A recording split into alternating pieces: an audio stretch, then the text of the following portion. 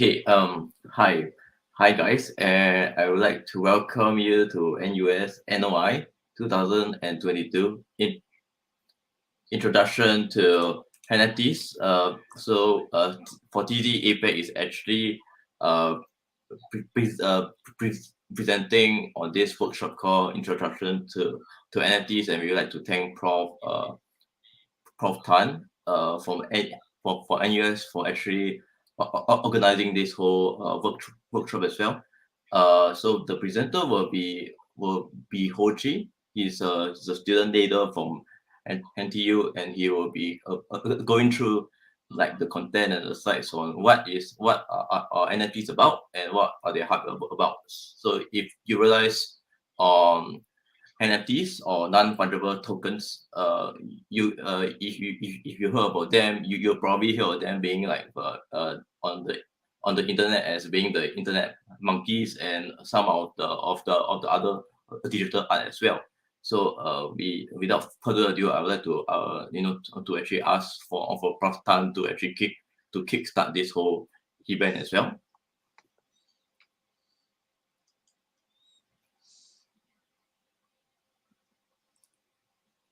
Hi, Prof Tan.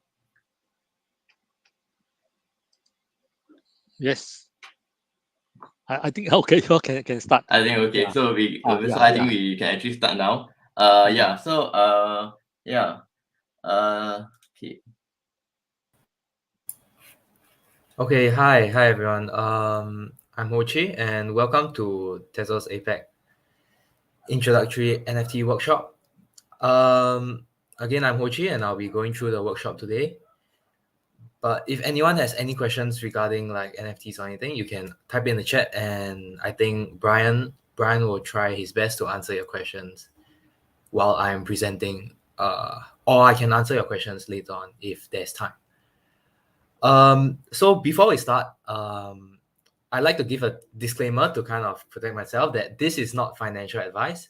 And for anything related to NFTs, you should do your own research before buying or investing in an NFT. Like with any assets out there, especially in the crypto scene, we do not know how the prices will like move around, and we'll be taking a risk if we decide to invest in these kind of assets. So whatever I say here is my opinion and should not be taken as financial advice. So the workshop will kind of be a 1 hour 30 minutes workshop, and these are the topics we'll be covering today. And so we'll first go through briefly on what NFTs are, as well as the history and background of NFTs. And then we'll cover some of the more popular use cases of NFTs and some of the blockchains that NFT projects are built on. And next, we'll run through the details on ownership of NFTs and the future of NFTs in the NFT scene.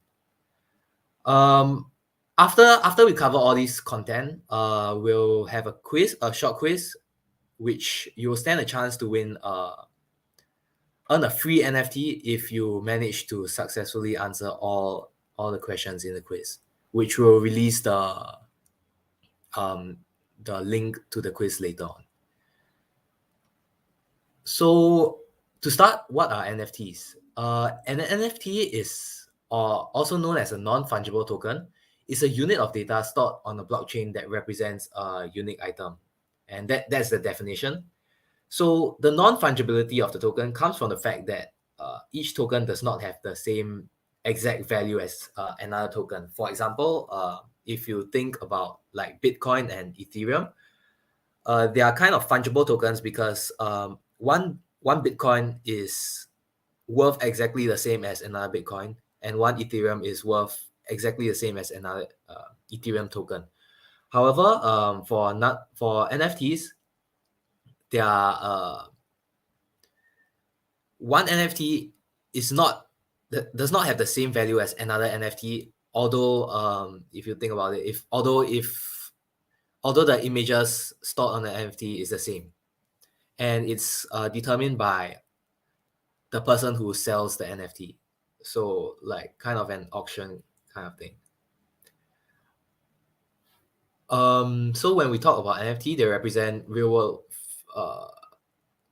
physical items or digital assets. And as I've said earlier, unlike Bitcoin or other cryptocurrencies, they are not mutually interchangeable. And one Bitcoin is indistinguishable from any other Bitcoin and can be readily exchanged. And on contrast, an NFT is unique, and it is a one-of-a-kind piece of code stored and protected on the blockchain.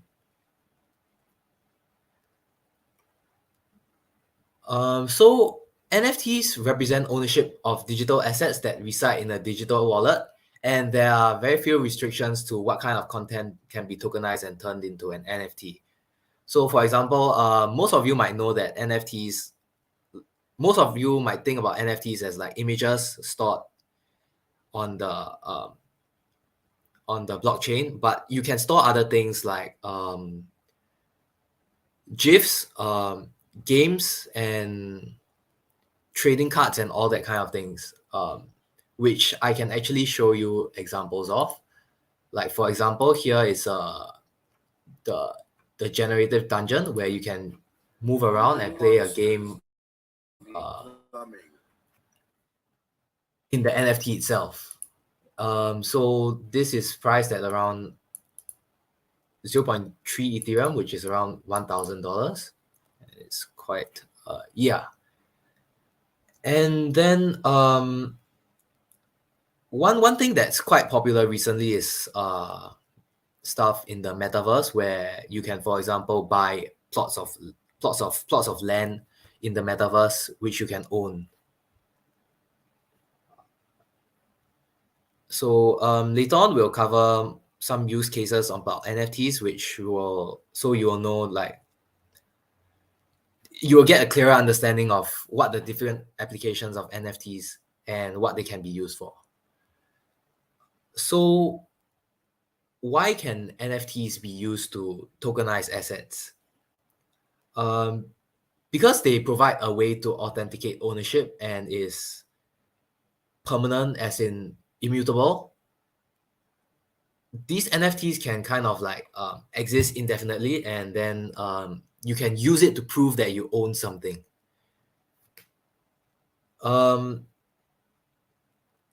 This point on blockchain recorded provenance means that the transfer of NFT from one party to another is publicly tracked. So it's easy to see like who owns the NFT at any one point. And for example, if someone tries to say that this NFT is theirs and change the ownership on their own blockchain, it can be easily disproven by the record stored on the decentralized system itself. So what's the difference between an NFT and copies of an underlying digital asset is that it's possible for more than one NFT to represent different copies of an identical piece of digital art, but the token for each copy is still unique. So if we look at this limited edition sneakers over here, so I think this is definitely Doraemon, and I think this is Gucci, and I'm not sure, but so if they collaborate to produce limited edition sneakers, right, then they can produce 5 sneakers of the same design and distribute it around the world. And like only 5 people will be able to own the sneakers at any point of time. And similarly, an artist can make a digital art and create mint 5 copies of an NFT that represents ownership of his own digital art. And these 5 copies are like similar to the 5 limited edition sneakers that the 5 people around the world own. So they are technically still the same design, but they are still different copies, if that makes sense. All right. So after this, I'll go through the history of NFTs.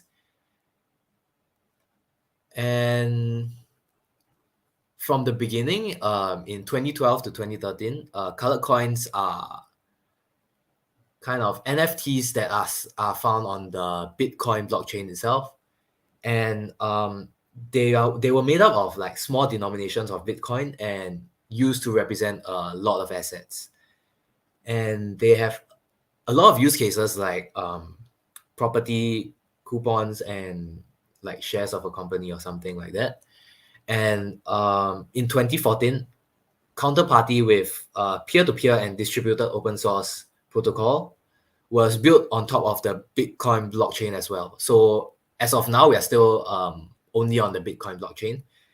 And this one allowed people to create their own assets, which started quite a few projects on such as like trading card games as well as like meme trading. And in 2017, right, there's this, you might have heard of it because it's more popular, CryptoPunks and CryptoKitties, which are like these ones. So CryptoPunks are these like pixelated, randomly generated features of people, which somehow became popular and started getting sold for quite a lot of money. And CryptoKitties are like a blockchain-based virtual game that allows players to adopt, raise, and trade virtual cats on the blockchain, similar to the Tamagotchis or something like that. If I might be a boomer or something, but yeah, it's like you can raise the pets and then take care of it and all that kind of things. And from 2018 to now, there have been more than thousands of NFT projects in many different blockchains with different utilities and purposes. And you might know of some of the more popular NFT collections, like the Bored Ape Yacht Club collection, which are the monkeys which look very tired or something. Yeah, so this image shows like a list of some of the marketplaces, infrastructure, and collectibles in the NFT ecosystem. And to kind of differentiate between the three things, right? I'll just show like, so for example, a marketplace is where you can publicly create, buy and sell NFTs. Like this one, you can click on each one and see like what its current price is, how the price has changed and all that. And then for infrastructure, there's for example a wallet to let you receive, send, and store your things, your tokens. And for games, there's stuff like Gods Unchained, which we will actually talk about later on as well. So for use cases, what are some of the use cases of NFTs? So one use case is in art and collectibles, which is like, I think it's the main use case for like artists, so that for example, in the CryptoPunks NFTs earlier, there's like, those were generative art pieces. For example, like there's a pixelated avatar with randomly generated eyes, mouth, nose, and more. And then like, if you get a certain combination which a lot of people like, then you can sell it for a shit ton of money. And then there's another one which is also called one-of-one art pieces, which means that only one NFT is minted for the specific art piece.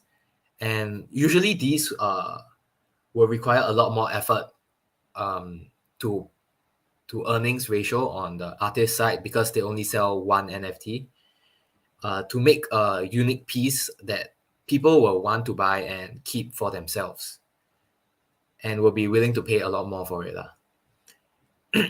And Metaverse collectibles are things that you can store and display in the Metaverse, specifically for the Metaverse. So for example, again, I can there's this public loot pod thing which you can find, and I don't have a VR headset, but this is basically like you can look at other people's NFTs that they own and walk around in their kind of Metaverse thingy. And other than these mentioned before, we have other stuff like videos or GIFs where people actually start to get really creative. I don't as of now I have seen it before, but I don't really have examples to show now. But most of them are kind of images with animated backgrounds or stuff like that, which actually look quite nice. And gaming is another popular use case of NFTs. If you have heard of this game Axie Infinity, they are play to earn game and was published in 2017 or 2018 and gained a lot of popularity in less developed countries like the Philippines. And the kids who were playing these games were at some point earning more monthly income than their family businesses, the small businesses that their families were running. And I think it's a very good way for them to like increase their standard of living very easily. But of course, it's you have to be very lucky to choose the game where it will like suddenly blow up and become popular. So the tokens used for breeding the creatures. So this is a game where you try to breed the creatures and try to breed the creatures and you can trade them with other people. So at first they were priced at 8 cents and then they increased by around 150,000%. And imagine you invest and you like get a few tokens at the early stage and then you increase your profits by like 150,000%, which makes a lot of difference for people, especially like if they are not earning a lot. But of course, like there's if you have heard of it, it was quite big news. There was a recent hack on this game where hackers managed to steal around $600 million worth of cryptocurrency. But they obviously they managed to track the person who did it, but it just goes to show how it just goes to show that you can, even if like for cryptocurrencies we say that they are quite secure, you can still hack these kind of things. Yeah. Another game which is quite popular as well is the Gods Unchained game. And it's a trading card game similar to like Hearthstone, which pays to play. So in-game items are ERC-721 tokens, which basically means NFTs. And it's built on Immutable X, which we will talk about later on as well. Another use case for NFTs are ticketing. So basically, current ticketing system, you just get a ticket and then you give it to the person, he kind of tears it and then he returns you the thing, and you keep that remainder for as a souvenir if you want to. But with NFTs as a ticketing system, right, you can store your special moments, like for example a scene in the show that you're watching can be stored in the blockchain. And for the normal tickets that you use to enter like shows or something, they can be easily worn out if they are not stored under the right conditions. So like if you accidentally put it in your pants and then you put it in the washing machine, the ticket will just be useless and not useless. Will just get crushed and the ink will go away. And with NFTs as tickets, that won't be a problem. And so there's actually the use of NFTs allows more functional memory to be stored. And there are pros and cons to like both methods for physical and ticketing in using NFTs. Also, NFTs can be used to designate ownership of physical items or real estate. So this is quite an interesting one. So, for example, if you want to like own some property, but you're not rich enough to own the entire like set of buildings,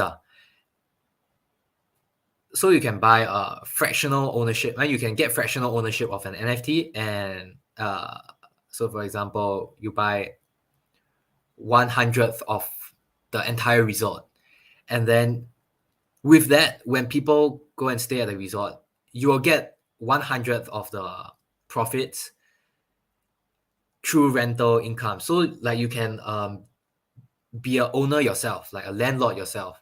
And with NFTs, there's no need for a middleman. So for example, you will have to go through like the guy will have to pay someone to settle a contract for you, and then he'll take some money and then he'll give you the money.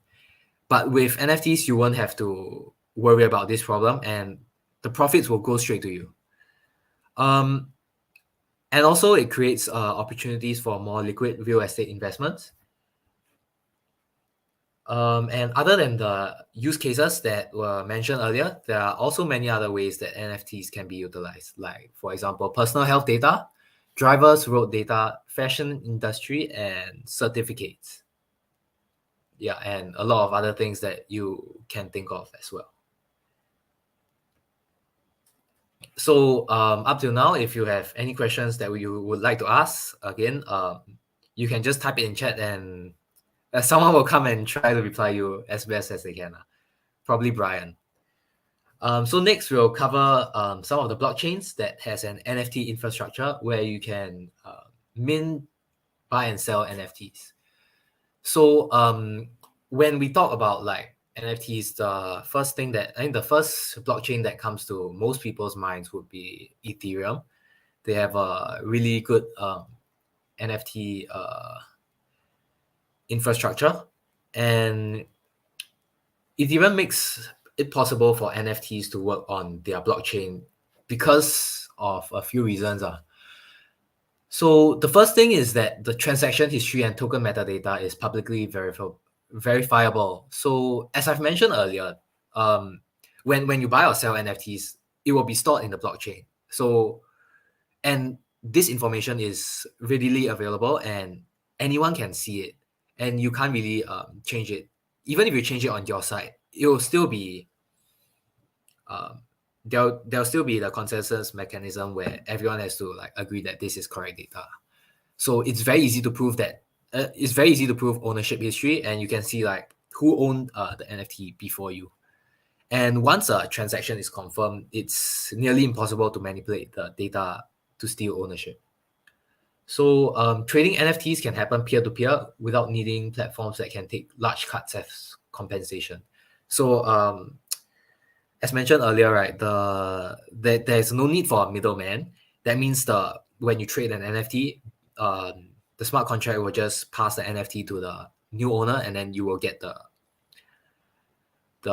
Ethereum once the smart contract determines that everything has gone right.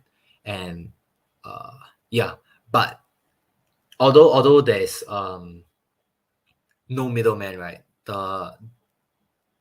the marketplace like OpenSea might take like some cuts from your sale and all that, which still like cuts into your profits. Yeah. And token standard ERC-721 makes NFTs portable across products. And this is a big thing where Ethereum basically never goes down, meaning your tokens will always be available to sell. Okay, so OpenSea, right, is the world's largest NFT marketplace, and it's the first thing people think of when they talk about Ethereum marketplaces. It's founded by Devin Finzer and Alex Atala in 2017, and has recorded over $3.4 billion in transaction volume on Ethereum in August 2021. And they rolled out their mobile application in September 2021. So I can show you the OpenSea Yeah, I've shown you the OpenSea NFT website where you can publicly buy and sell NFTs, and it looks like this. You can very easily choose an like, for example, you want to buy now instead of look for an auction. You can just click the filters and then look at the NFTs over here.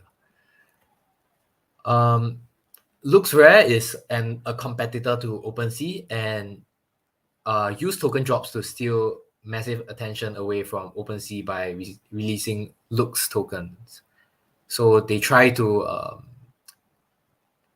get some people to go from OpenSea to this platform by giving away free tokens.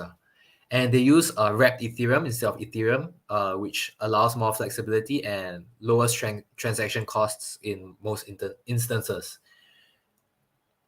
And while OpenSea charges 2.5% for each transaction, as I've mentioned earlier, they will take a cut. 100% of trading fees on LooksRare, the marketplace, are earned by the stakers of these Looks tokens. That means if you stake the tokens, when people trade on this platform, you will earn some tokens just by staking your tokens. And Immutable X, which is the platform we've mentioned earlier that Gods Unchained runs on, is a layer 2 scaling solution for NFTs on Ethereum. So this isn't a marketplace like the other two, but it's just a solution built on top of Ethereum to make the transaction speed faster. So increases the transaction throughput, and there's a zero gas fees. So this is kind of quite new, and I think they are still working on it. Yeah, but it's since it's like being used by the game I mentioned earlier, I think it already has quite a good ecosystem behind it. Oh, another blockchain that supports NFTs is Solana, which grew in popularity like last year or something. And there are many different marketplaces on the Solana blockchain. So they're an alternative to the Ethereum blockchain for NFTs, and they are a lot faster than the base Ethereum blockchain. So they can take up to 50,000 transactions per second. But and they have a wormhole project which allows us to bridge NFTs between different networks. For example, like you want to bring your NFT from the Ethereum blockchain to the Solana blockchain. But the problem with this one is that so there are pros and cons. So in September, the network suffered an outage of more than 17 hours. And this is kind of different from Ethereum in the sense that Ethereum basically never has downtime. And what people suspect the reason behind this is that because Ethereum is much more decentralized than Solana, and Solana only has like a couple of different nodes. So basically, you're sacrificing decentralization for transaction speed, and there's a chance that Solana will go down at any time. And yeah, there's pros and cons between using different blockchains for your NFTs. And there are other blockchains where you can there are marketplaces for NFTs buying and selling. So one of which is Cardano, then Binance, Terra Virtua, I don't really know about this, and Tezos Stay. So onto the ownership of NFTs. And a common misconception I see that people think is that digital files like images or GIFs will be stored in the blockchain with the NFT. But in general, the digital media will not be stored on a blockchain because it's too large to be stored. and instead the file will be stored somewhere else. Then the token will be linked to the location of the digital file. So you will store it into a file storage system where your NFT on the blockchain will provide a link to the file in the file storage system. But there's a problem with this because these file storage systems might go down or be deleted if, for example, they go bankrupt or something, and your NFT will lose its digital file. So imagine you have an NFT that's stored on like a file storage system like Cloudinary, and then say it goes down, then your NFT will not have a digital file to represent it anymore, and you can't change you can't really change the information that's stored on the NFT because the blockchain is immutable. So your NFT is basically a link that links to a broken link, and I think that will definitely lower the price and lower the value of your NFT. So a solution to that was the interplanetary file system, which was created as a decentralized digital file storage solution. So instead of storing on a random file storage system on the internet, you will store it on this interplanetary file system, which is decentralized and basically won't go down as a lot more will have to go wrong if we want this to go down. And I'm quite sure a lot of you have seen this this like copy pasta or meme. You think it's funny to screenshot someone's NFT, but is it really a problem if someone screenshots your NFT that you own? It's actually not a problem, because even if someone screenshots the digital file that's linked to your NFT or saves the image, the NFT or the certificate of ownership which is stored on the blockchain and the contract that identifies you as the owner of the NFT you can't really save it. It'll still recognize you as the owner, so to speak. You can think of taking a screenshot of the NFT, you can compare it to be like going to a museum and taking a picture of very famous artwork. You have the picture in your camera, but the picture is not as it's still a lot less valuable than the real painting itself. Yeah. So the art value does not decrease even if you have like 1 million photos of it in your phone. Yeah, and it's the intrinsic value of the original copy of the artwork that's made by the original artist that gives it its worth. The origin is also easily traceable, meaning, as I mentioned earlier, you can see who actually owns the NFT at any point of time. Okay, so onto the copyright and ownership of copyright versus ownership of NFTs. So I'm quite sure you all will have some kind of intrinsic understanding about this. So when you purchase the NFT, it does not automatically give you copyright. So when you buy the NFT, you don't have the right to make copies of it and distribute it as NFTs again.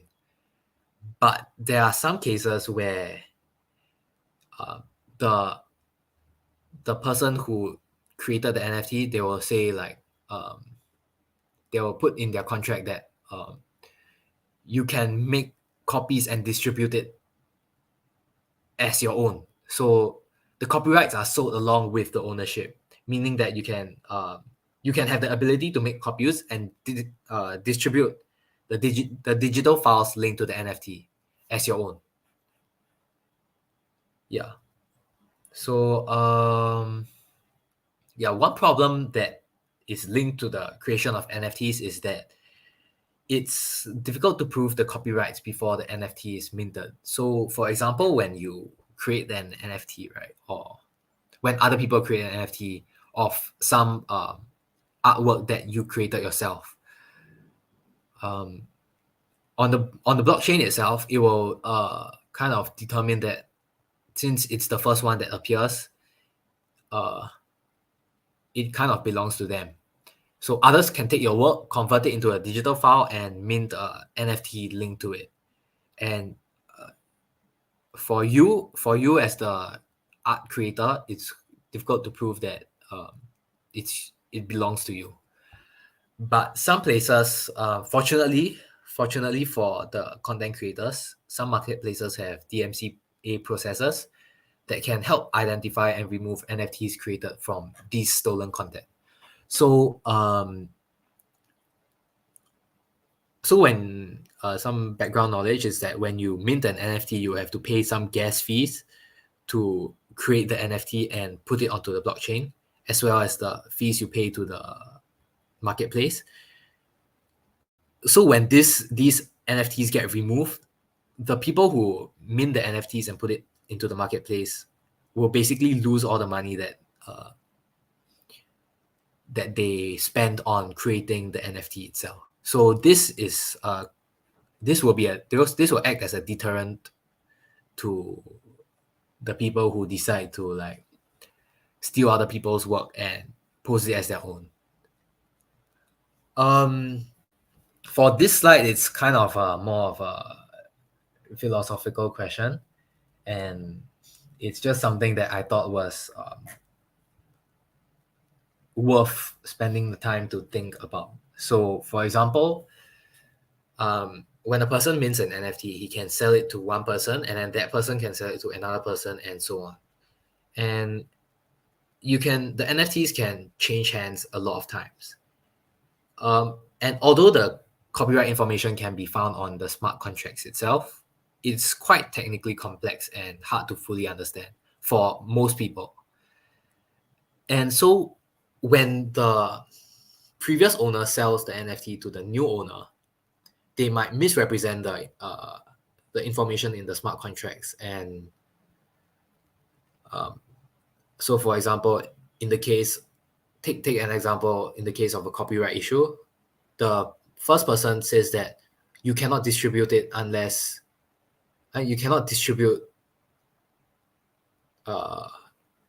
copies of my NFT. But then the last person says that you can.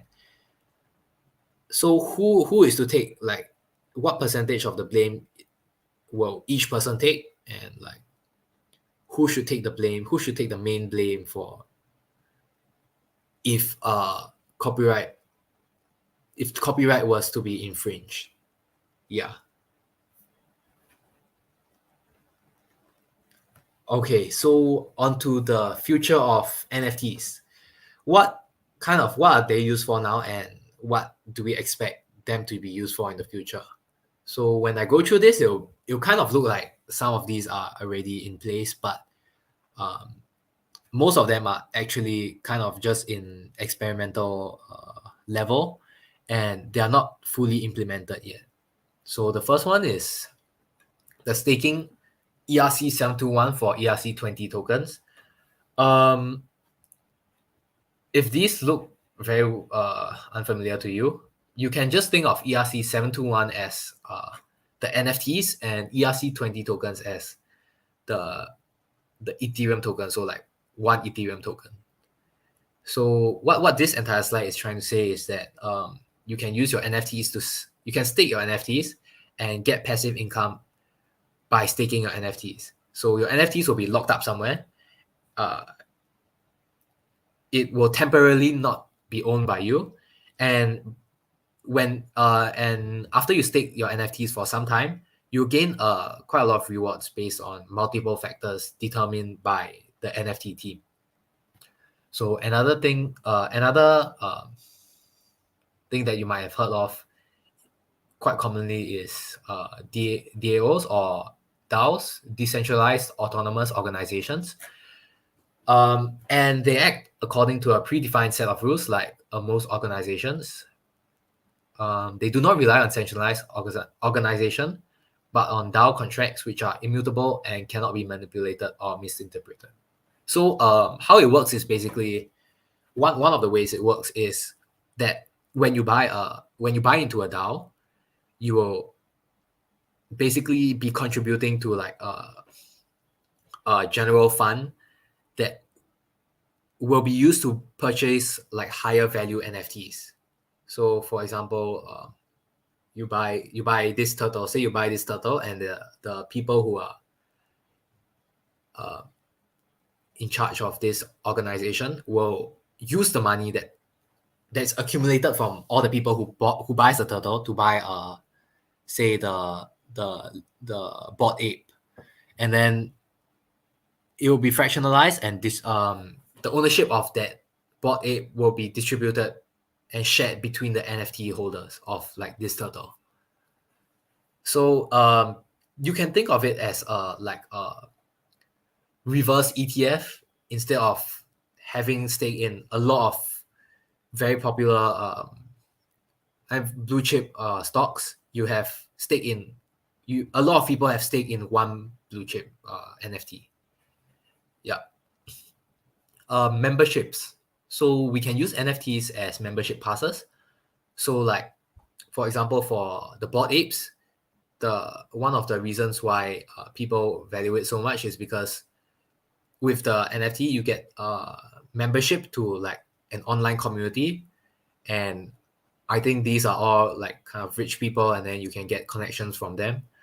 And with the NFT, you can get a lot of benefits like physical meetups, exclusive events, merchandise, partnership opportunities, and being part of a larger community. So in addition to the status you get from owning the really, really high valued NFTs, you will get additional benefits like exclusive opportunities to meet up events and get free merchandise. Yeah. And metaverses. So this is still kind of in the beta stage, but what they expect this to become is that an environment where humans can interact socially and economically through their avatars, in terms of retail, shopping, performing arts, and museums. And there'll be interconnectivity between virtual and physical and the physical world, which can be made through the linking of the decentralized internet to real life events. For this one, it's kind of like for the social aspect, instead of meeting physically, you meet in the metaverse. And you can think of it like, for example, instead of in online game like say MapleStory, where you interact with other people and trade stuff, you do it in the metaverse like here. Yeah. So next future use case of NFTs are that you can rent and use it as collateral. So what this slide is trying to say that is you can have the NFT, you can lend it to other people, and you can use it as like down payment or something. For example, if you want to take a loan, you have to give a guarantee, then you just put your NFT there, and then you can just take the loan. And then you will get your NFT back after you pay back the loan. So for NFT rental, the appeal behind it is that when other people rent your NFTs, they'll also get access to, like, as I mentioned previously, memberships. So they'll get access to exclusive events that are only open to the people who own the NFTs. And then the person who originally owned the NFT can rent these out to earn some passive income, which is quite a good idea, I feel. And also there are other stuff, other innovations, which we might not like even have thought of right now. So like new and improved optimized smart contracts, Merkle-proof for whitelisting. I don't really know what this is. On-chain NFT games, which I've previously shown, for example, the Generative Dungeon. And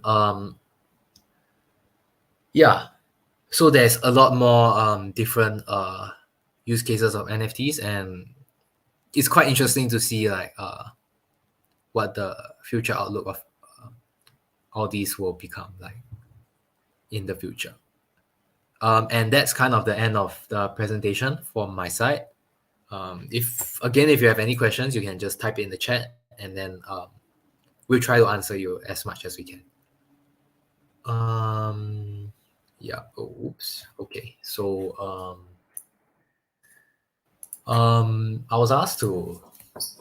Okay. So is there a quiz link? Is the quiz link out?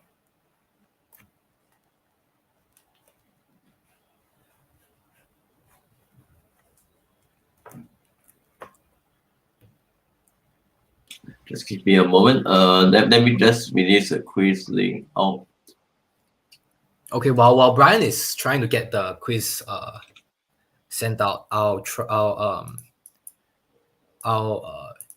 because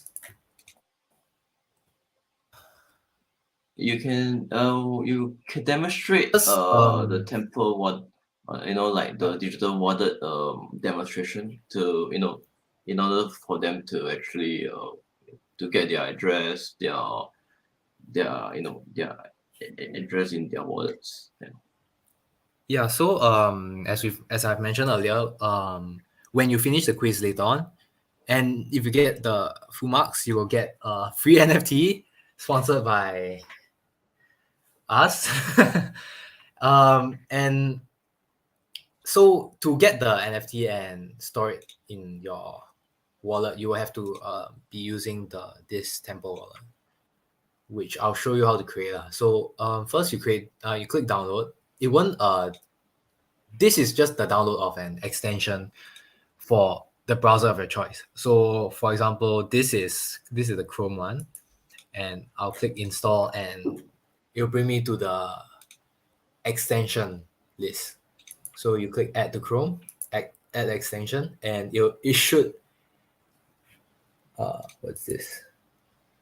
Yeah, it should add an extension to your taskbar over here. Yeah. So since if you all have a wallet, you can just skip this and put your address into the quiz later on. But if you don't have a wallet right now, I'll be going through how to create one and how to get your address so that you can get the NFT later on. So first you after you follow the steps to install the Chrome extension or the extension for any other browser that you're using, you come to this page, and then you click on create a new wallet.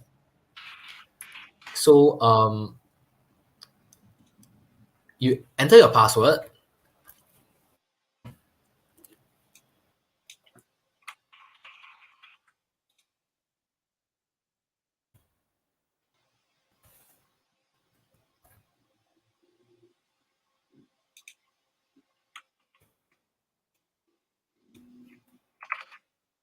And you click accept terms, and then you'll create a wallet.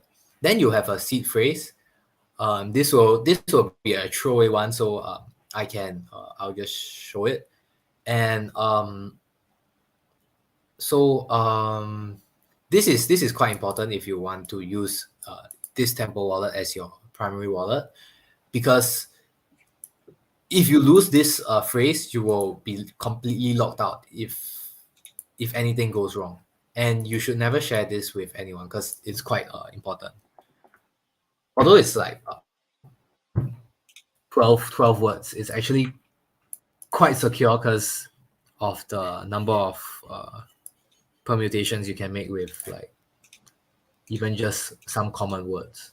So store this seed phrase somewhere, and then click continue. It'll ask you to put some and enter the words that were stored and were from your seed phrase. And from my seed phrase, it's common and sweet. click finish, and it will it should bring you to this page where they will try to like guide you through like what you need to know. So just click next. If you want to, you can read it, but I'll just continue. You can click next. And once you reach this page over here, this is your address and your QR code. So what you need to do is take this address, copy it to the clipboard, and put it into the Google form, which we have sent you in the chat. I'll give you all a few minutes to do this, and then a few more minutes to finish the quiz. So I'll come back later on, and hopefully you all will be done. Okay, so like the quiz, right, will be open all the way until like for 1 week. So if you could get like your friends to also want to do it, it's a good participation for the quiz to get your free NFTs, and this NFT has actual value which you can actually sell on our Tezos NFT marketplace.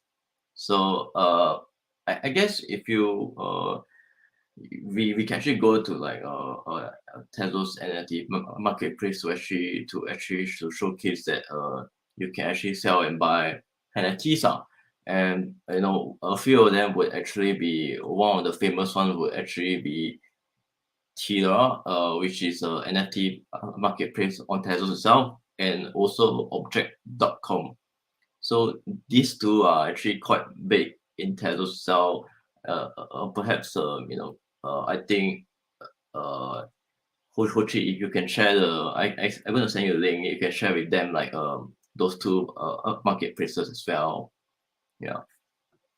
Let me just get those two. Maybe just share object.com is fine. So if you can actually take a look at this.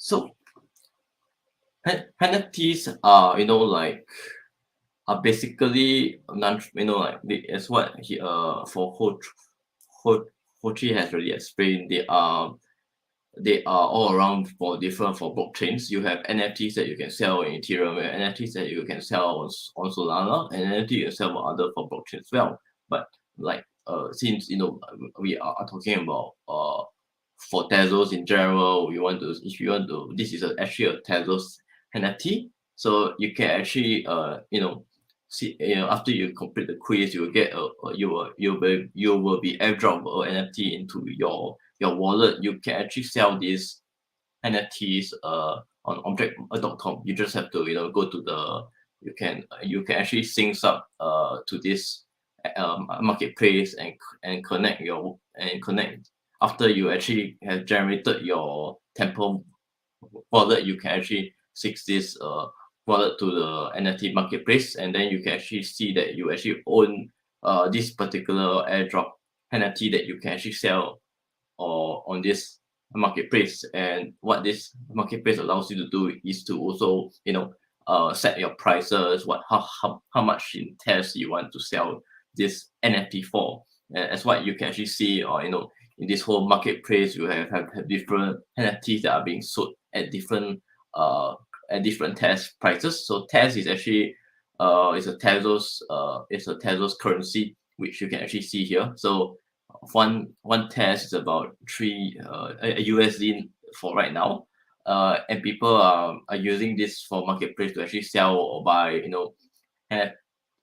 NFTs. And if you can actually see this whole marketplace, you can actually see there are different editions or variations of NFTs around in Tezos in general, and that we are one of the more of the eco-friendly or green NFTs around, where it like transaction speeds are and the cost of minting or NFTs on Tezos is quite low as compared to some other blockchains as well.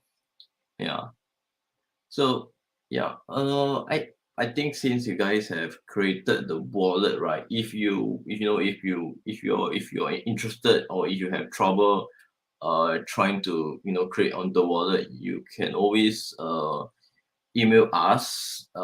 Maybe afterwards, I think Ho Chi will actually send you like the will actually show you the slides with our contacts. I think you can show them now. Then if you need help, you can, yeah, and you need help, you can actually email us on on what kind of issues, if you need help in creating your own wallet and things like that. So we can always help you in that. Yeah. Okay.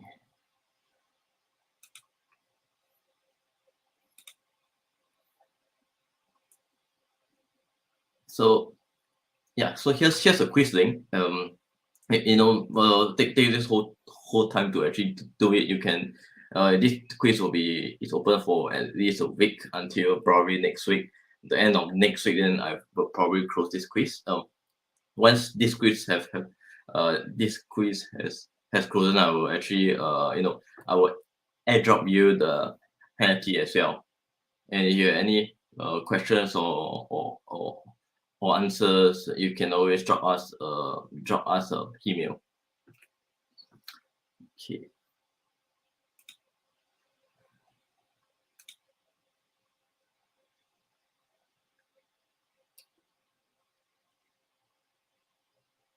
Okay. I think we have come to the end of this presentation. Do you have any other questions? Would you want to answer? You can always drop your questions down below here. I'll give maybe another 3 to 5 minutes for anybody to actually drop your questions. What would you like next for workshop as well, or what do you know about NFTs and stuff like that? Yeah.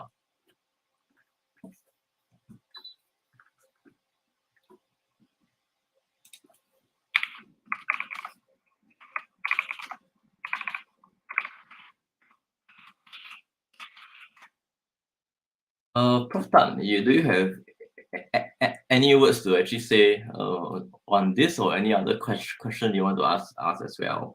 Yeah, we are open to the floor as well. No, the only thing is today the attendance is actually quite low. I do not know, is it too short a notice or something? We might have to find out. Yeah. Okay, sure, yeah, sure. I can send the links of the things I've showed just now, like the generative dungeon and the what is that, the other stuff, the metaverse thing, so that they can explore it on their own. You can help me send this? I'll send it into in the chat. Yeah, I have sent this. Okay.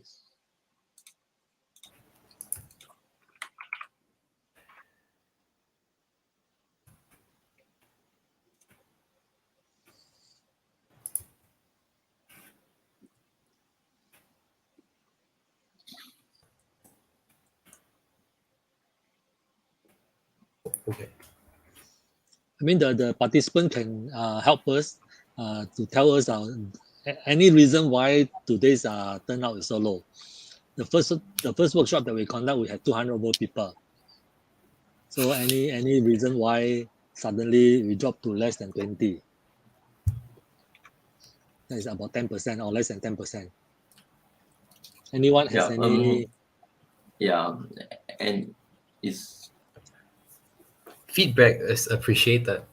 Yeah, feedback is appreciated. Will you want more, more Grab vouchers, or or stuff or like that to incentivize for people to come down? Yeah.